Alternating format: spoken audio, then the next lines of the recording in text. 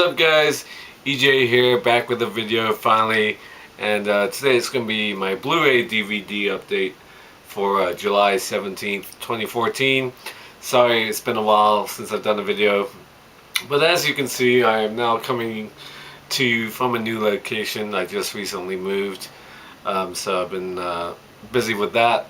And also, of course, the World Cup was this past month as well, and I was totally wrapped up in that. I watched pretty much every game and talked about every game on Facebook. So yeah, football is a huge deal to me, and I really wanted to get into the World Cup this year. So I haven't had much time for movies. I'm behind on my Netflix queue. So yeah, I'm behind on videos and the collab channel and my 80s lists. I will get back in those next week as well, I promise. And but I do have a couple updates coming, and today's a Blu-ray update, and I'll have one in a couple weeks as well. So let's get started. Up first, these are all Blu-rays from last year, 2013. Really good films in this bunch. Yeah, some of the best movies of last year, that's for sure. So up first, we have 12 Years a Slave, of course the Best Picture Oscar winner, directed by Steve McQueen. Really good drama, of course, set in 1841, the antebellum South. Chiwetel Ejiofor gives a great performance as a free man from New York who gets kidnapped and sold into slavery. Really good cast. I thought Michael Fassbender was excellent in this. Lupita Nyong'o, of course, great. She won a Best Supporting Actress for her performance. Nice appearance by Brad Pitt, I thought. I didn't think it was the best film of the year, but I thought it was really good. Yeah, 12 Years a Slave, very good film from last year. Okay, up next, film I liked, and that is 42, the Jackie Robinson story, directed by Brian Helgeland, starring Chadwick Boseman, who of course plays Jackie Robinson, the first African-American player to play in the major leagues. Of course, broke through with the Brooklyn Dodgers in 1947. I really enjoyed Harrison Ford as Branch Rickey, the owner of the Brooklyn Dodgers in this film. I really liked his performance. I thought it was the highlight of this movie. But of course, this is a classic story, a story that needed to be told every year in the major leagues. They have Jackie Robinson Day, and all the players wear number 42, and that's sort of echoed in this film by Lucas Black's character, who plays Pee Wee Reese, who says one day, hopefully, we'll all be wearing 42.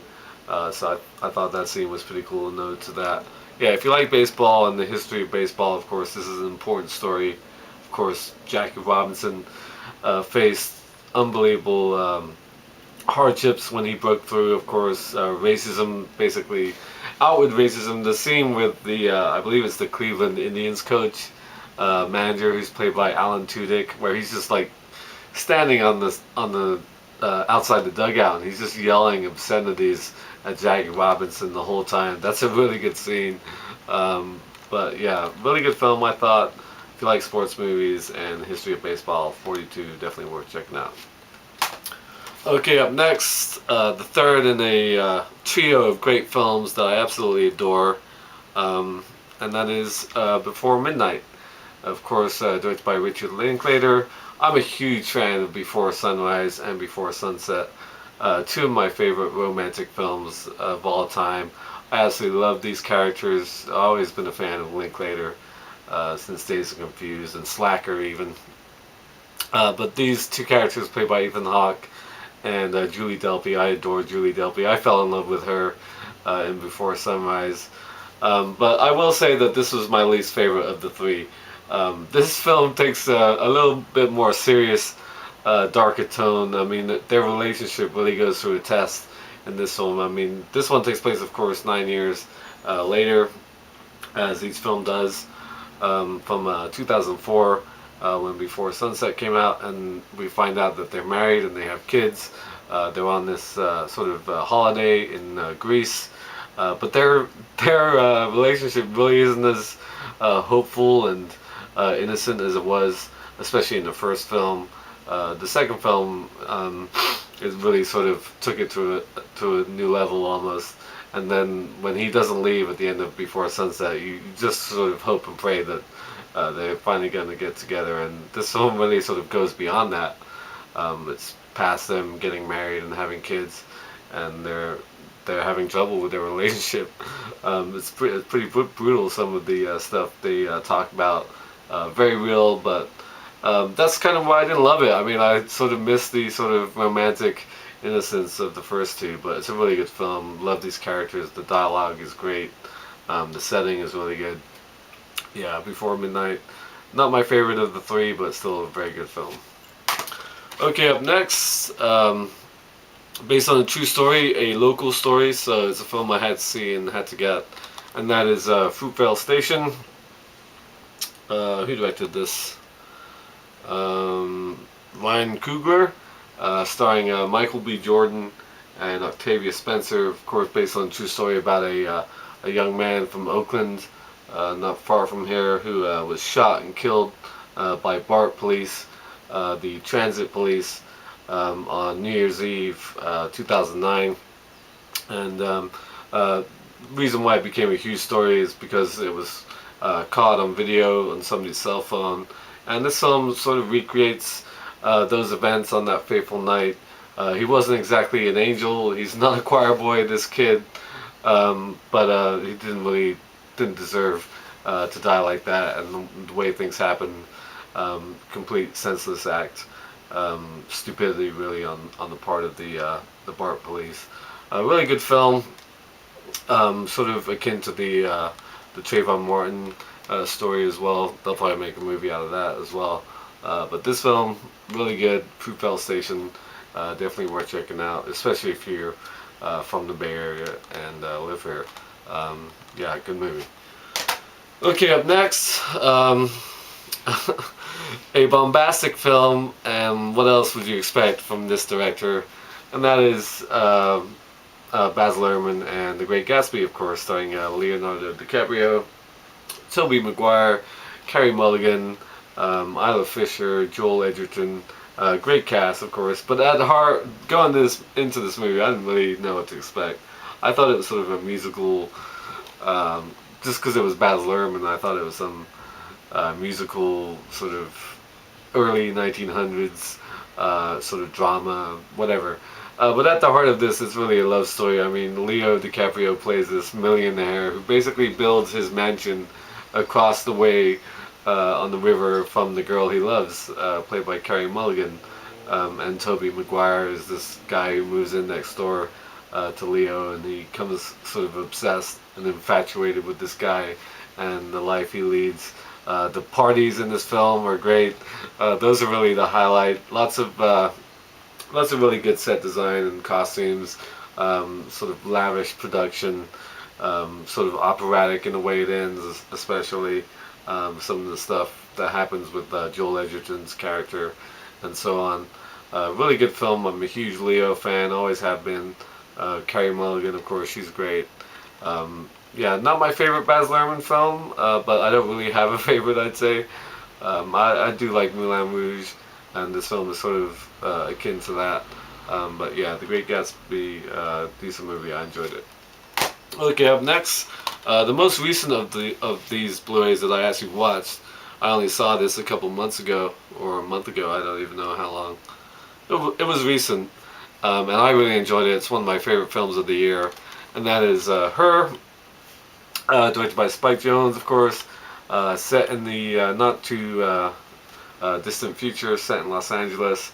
Joaquin Phoenix plays this sort of lonely letter writer, very soulful guy, just coming out of a long relationship, and he buys this operating system, and he falls in love with her, Samantha. My favorite name for a girl, by the way, and there's deep-seated reasons for that, which I will get into. Hopefully she doesn't watch my videos. Anyway, yeah, Scarlett Johansson as the voice of Samantha absolutely makes this movie, for me, I thought she was really fun, really sexy. The interactions between her and Joaquin are just great. Yeah, sort of. I thought it'd be sort of a total Siri type of thing, and it really is. But these two make it work. Great supporting cast as well: Amy Adams, Olivia Wilde, Rooney Mara. Some great actresses in this. I've always liked Spike Jonze's work. Um, Being John Malkovich, adaptation, stuff he's written and directed. Absolutely love his movies and his sort of style, if you could call it that. Just a very interesting filmmaker, and yeah, absolutely loved her. Thought it was one of the best films of last year. Okay, up next, another film that really sort of went under the radar last year. I don't know if it did that well or just it came out too late and nobody saw it, but I liked it, and that is Labor Day, directed by Jason Reitman, starring Kate Winslet and Josh Brolin. Uh, Kate Winslet just recently divorced from a husband, living with her young, like 13, 14-year-old boy. And Josh Brolin is a escaped convict who escapes out of prison and sort of accosts Kate Winslet and her son at a little grocery store and says, "Hey, can I hide out in your house over the weekend?" This film takes place over Labor Day weekend, and he's sort of, I mean, obviously she's very standoffish at first, doesn't want him to hurt her or her young boy. Says, if you do anything to him, I'll kill you, basically. But they obviously form a bond as they hide him from the police and the neighbors, and he like helps out around the house. If you like movies about food and cooking, this is a good movie because there's some good stuff about making pies, and I'm a huge Kate Winslet fan. She's my favorite actress, so I love her. Josh Brolin, really good, obviously. Tobey Maguire does the narration of the film, and he's doing it as the 13, 14-year-old young man. So he's in this as well, basically. Yeah, good film. I liked it. I don't think many people saw it. All right, up next, one of the early films of last year, like probably came out in March, something like that. So I'm really a bit fuzzy on it. I know a lot of people liked it, and that is The Place Beyond the Pines, directed by Derek Cianfrance, or Cianfrance, however you say it. Ryan Gosling, of course, plays a sort of stunt rider, works at the circus. He's trying to provide for his estranged girlfriend, played by Eva Mendes, and their son. So he decides to hook up with this guy and rob banks. Of course, it goes horribly wrong. It's sort of three films in one. That's why I thought it sort of lost its way. You have the early story with Ryan Gosling and the robbing banks, and then you have the Bradley Cooper story, who's the young cop investigating. I believe, yeah, he gets involved with Ryan Gosling at one point, and I won't say why, what happens. And then you have the sort of generation jump into what happens with the kids of these people later on. It's like three different movies in one, which is kind of the problem. Ray Liotta was in it as well. Really good though. I mean, it's like 2.5 hours long. Ryan Gosling, really good actor. It's by the same guy who did Blue Valentine with Ryan Gosling as well. Yeah, good film. Not perfect, definitely, but yeah, very good movie. Just not great. I thought it was very good, but just not great. Okay, up next, another harsh film. A lot of harsh movies. Not least of all is this one, and that is Prisoners. Yeah, I forgot who directed this. Denis Villeneuve. Yeah, really good film, of course, starring Hugh Jackman and Jake Gyllenhaal. About a family, two families whose daughters get kidnapped around Thanksgiving. Well, basically Thanksgiving Day. Yeah, Hugh Jackman's married to Maria Bello, and the other family is Viola Davis, Terrence Howard, and their daughter goes missing as well.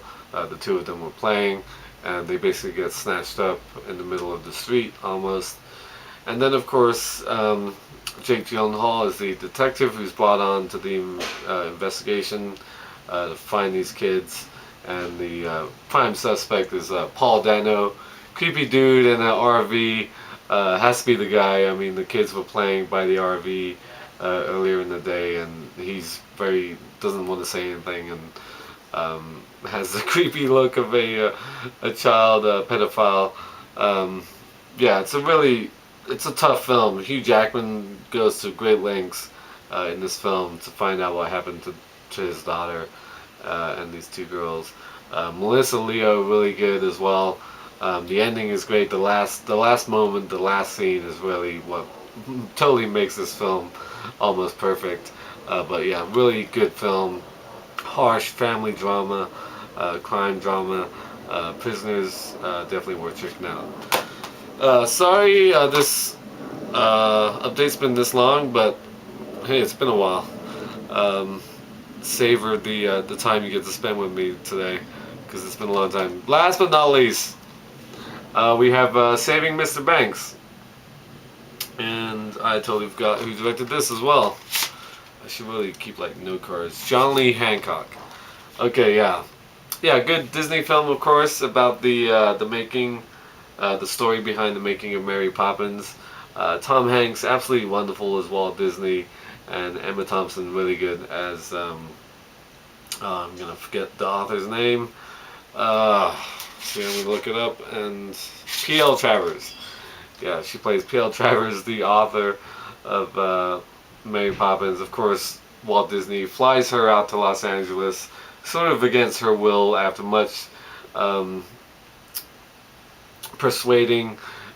Finally got the rights to her book, and he wants to make this magical movie. Of course, that Mary Poppins obviously is one of the great classics of the '60s, one of the best Walt Disney live action films, of course.